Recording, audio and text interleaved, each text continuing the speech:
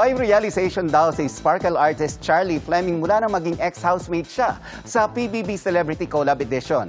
Isa na riyan ang interest niya sa isang genre sa acting na mapapanood natin bukas. Narito ang aking chika.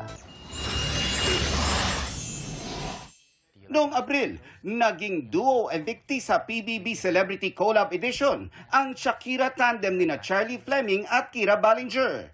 At pagkalabas ng bahay ni Kuya, hindi red carpet ang first order of business ni Charlie, kundi food trip.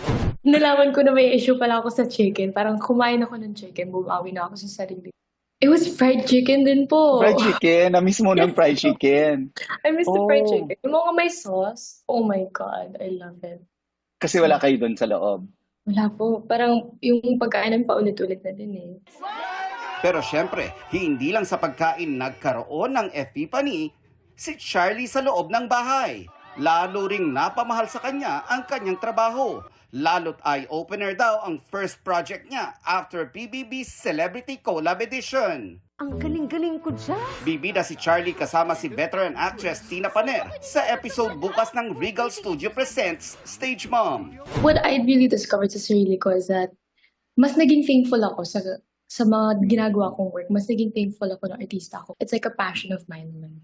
At parang destiny mula sa drama sa loob ng bahay ni Kuya, bigla siyang tinala at na-inlove sa comedy. Actually, Sir Nelson, I was waiting for a comedy like type of episode.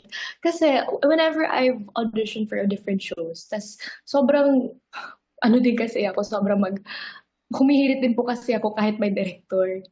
Kaya sinasabi nila always na someday I should try for comedy or they wanna get me for a comedy sometime. And I was so happy that I finally got that chance sa Regal po. Ang galing-galing ko dyan.